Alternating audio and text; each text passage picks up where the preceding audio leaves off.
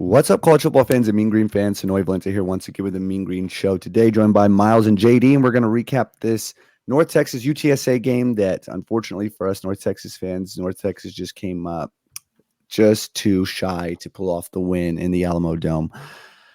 Anyway, guys, if you're a fan of, before we get into that, though, if you are a fan of college football and G5 football, consider hitting that like and subscribe button because that is truly all that we talk about. Also, if anybody's watching, if you have any thoughts on where this program is going to go after this, let us know in the comments below. All right, so I'll just kind of go in and then we'll go into our little rotation here. But this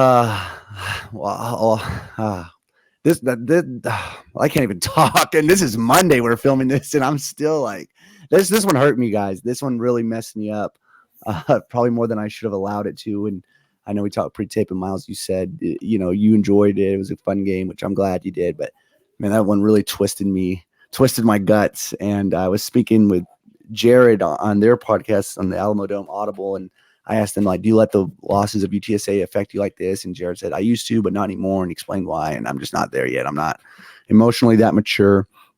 So this is my cross to bear.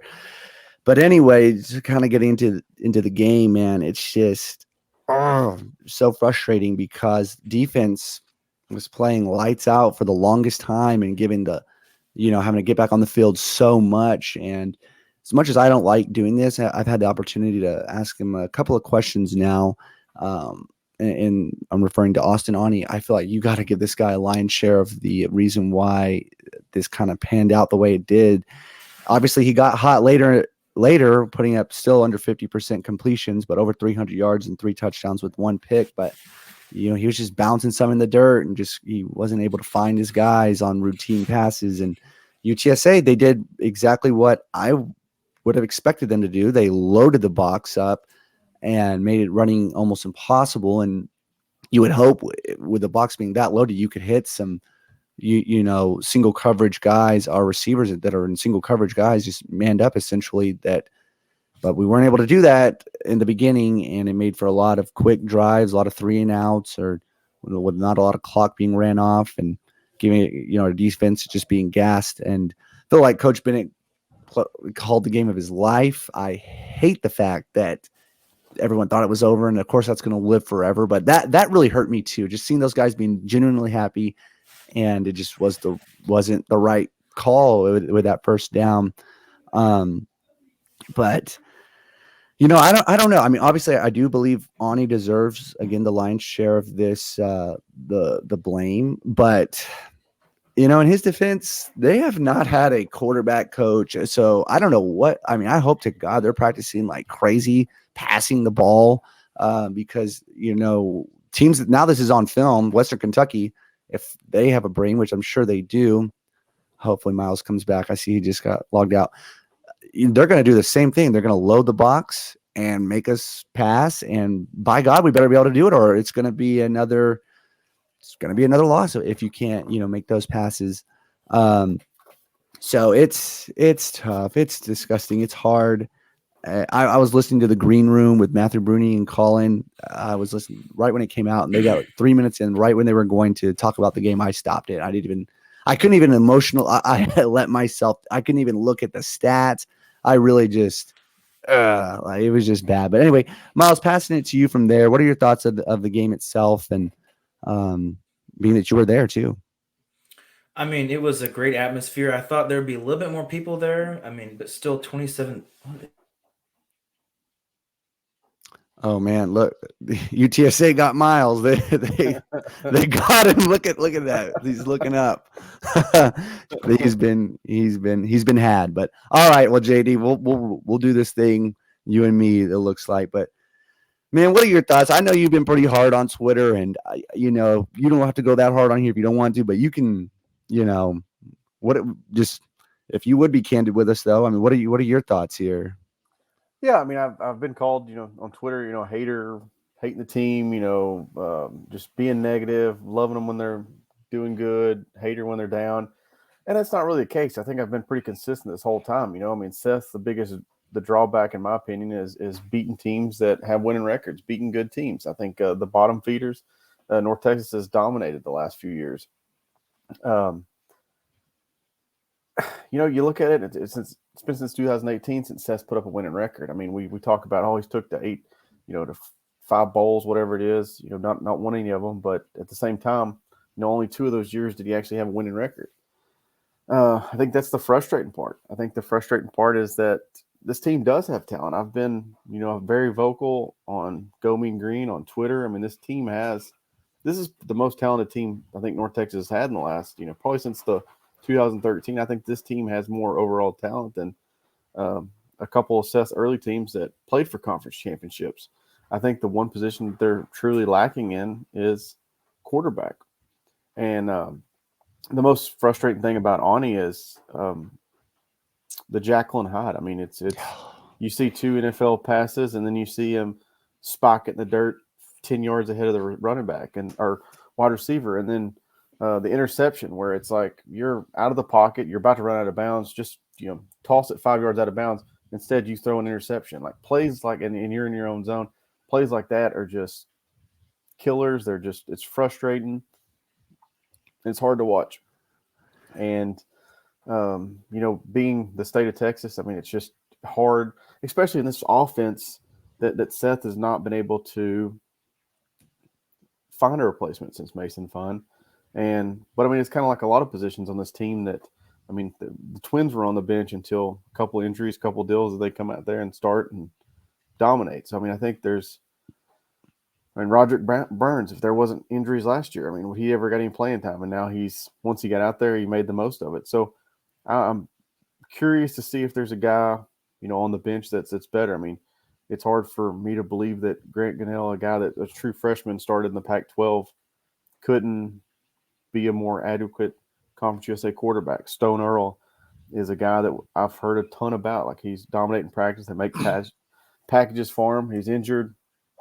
I'm hearing that he could be coming back sooner rather than later. But, at this point, it's like, Seth, don't put all your eggs in one basket and let's, maybe see if somebody else can do it. Because, I mean, we can gripe about the offense, we can gripe about the defense, but this team had the lead with 6 minutes left to go and the ball in their hands. And we could have sealed the game. It doesn't matter if the refs call push off, they mark the first down right. None of that crap matters if you take it down the field and you score. And I know that's easier said than done, but going 3 and out with 2 incomplete passes where both passes, I mean, there was one, a pass to Jake Roberts that was 5 yards that I'm pretty sure Ani threw 98 miles an hour. Like, that's the crap that's like, you got to get a first down there. You got to run some clock out. And those are the plays that, that makes it so frustrating. But like I said, I've never cheered against North Texas. I won't cheer against North Texas. I mean, I hope they go undefeated and win a bowl, but I think that it's okay to criticize the, one of the highest coaches in the conference the last 7 years. And that when you really look at the record, the last, 4 years, we haven't seen a lot, So, I mean, I think it's okay to criticize. It doesn't make you a bad fan. It doesn't mean I'm, talking crap about the team. Because like I said, right. I think this team is, I mean, they showed Saturday. It's right there to be in first place right now. And when you say one of the highest coaches in the conference, you mean paid and not high as in like on drugs, right? Correct. That's correct. That's what I thought. But I mean, we talk about, Dickey didn't have the facilities. We talk about Dodge didn't have the budget. We talk about, McCarney didn't have the health. I mean, they've all had excuses, but with Seth, it's like, he's had the best facilities in Conference USA. He's had the highest budget for, coaches. He's had, all these resources. I mean, from nutrition to all this. And it's like, you really have no excuses. I mean, if Seth gets fired tomorrow, I don't think that he can say North Texas is, hard. It was North Texas's fault. You know what I mean? Mm-hmm. I think they've gave him every resource and opportunity. And like I said, I hope that they go undefeated. I hope they come back, play for a conference. Because if they went out there, they're playing for a conference championship. That's still in front of them. Real quick, speaking on the conference championship, do you know how this works? Because I know for this year, because there's no East and West division, right? Because yes, and I've been misspeaking on several podcasts. I was in the back of my mind, I was still thinking East and West, but yeah, there is no East and West anymore. So it's just 1 and 2 at the end of the season will play each other for the championship game. Okay, and if we went out, we would be 2, unless UTSA. I mean, I guess some weird roundabout way. I mean, UTSA would probably have to lose two. twice. Yeah. Yep. Okay. And we have to go. Well, they went out, but I don't think looking at the record they're going to lose twice. No. But if we went out and take care of our business, we're playing back in the Alamo Dome. Yeah. For a conference championship. Yeah. Yeah. I mean, that would be best case scenario. So, and I don't know, some positive spotlights, I guess. Mason Richards, he's been on here, and if you haven't already, he's really worth the listening to him. Really just a real genuine person, and to see him having success on the field makes me so happy, which is part of the reason why I was so frustrated when the game lost. It was like, for people like the Phil Bennett's, like the Mason Richards, who are just whatever. You just want them to have that success, right? But anyway, he's playing out of his mind. Rich Tejada, a pick on Frank Wilson, which is so hard to do. And I mean, really, I think the defense played great. I mean, of course, we can criticize that last drive, but I mean, I feel like at that point they're gassed. I mean, I feel like they had holding UTSA to 3 points the first half. Yes. I mean, yeah. Granted, UTSA was busted up. I mean, they had a busted up O-line, but they were taking advantage of that. They were, doing what they were supposed to do with a really good UTSA team that wasn't playing at their full, clip with all their guys. But yeah, I mean, anyway, I think UTSA is super banged up. They've lost a bunch of big time talent, and I mean, I think North Texas could have took advantage of it. I mean. And I don't get the whole, I mean, we're in year 7, the whole moral victories, we were, 10-point underdogs and we kept it within 4. Like, to me, that's just mind blowing. Like, there's no reason why in year 7 you should be a 10-point underdog to anybody in your conference. It's not like we're playing the SEC. I mean, this is Conference USA football, and I don't think that another team in Conference USA should have any kind of advantage as far as resources. Anything football, athletic wise, should have that kind of advantage. And then, we're 10-point underdogs last week. We're 11-point underdogs this week. Yeah. So that's frustrating to me. I mean, if we go up to Western Kentucky and lose by 3, I'm not going to have my pom-poms out, celebrating because we kept it close. Like, that's, sure. I don't think in year 7 that's, and to me, mentally, it feels like it's like year 4 of a rebuild. Like, it just seems like every year we're talking about this team's young. Next year's the year. And I think that I'm not trying to be doom and gloom, but there's some guys that we're talking about that are super talented, that are younger guys that, whether Seth stays or goes, they're hitting the portal because they are that level of talent. Speaking of that, and we won't dive too deep into this. I do plan on doing a full video on this exact subject.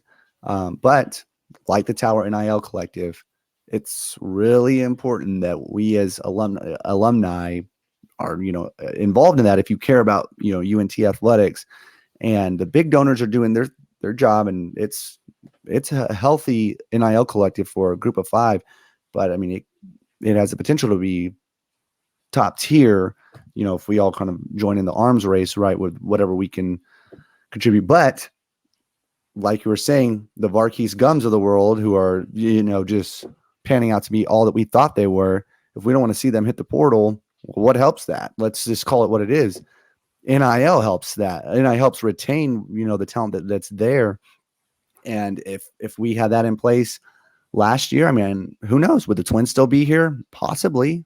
I mean, again, I'm not saying they would. But it's possible. But so anyway, again, we'll dive down that rabbit hole another time, obviously. But whether Latrell stays or goes, that is really important to the retention of the talent that's here on the team.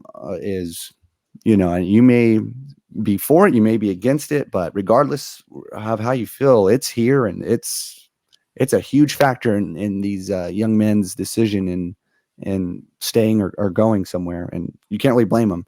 But anyway, all right, not what you want to happen, because we know you want, and I do too. I want North Texas to win out, win the conference somehow, and win a bowl game. I mean, I don't think neither one of us would have any, that sounds great to both of us. But what do you think is going to happen?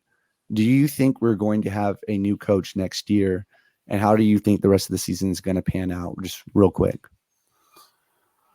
First of all, I mean, Western Kentucky, I got beat up on Twitter yesterday, but I mean, it wouldn't surprise me if we went up there and laid an egg, just because, when you play a rivalry game, you put so much into it, game planning, your emotions, you lay it on the line, and I don't think that we lost the UTSA game for lack of effort. I mean, I think our whole team put in effort.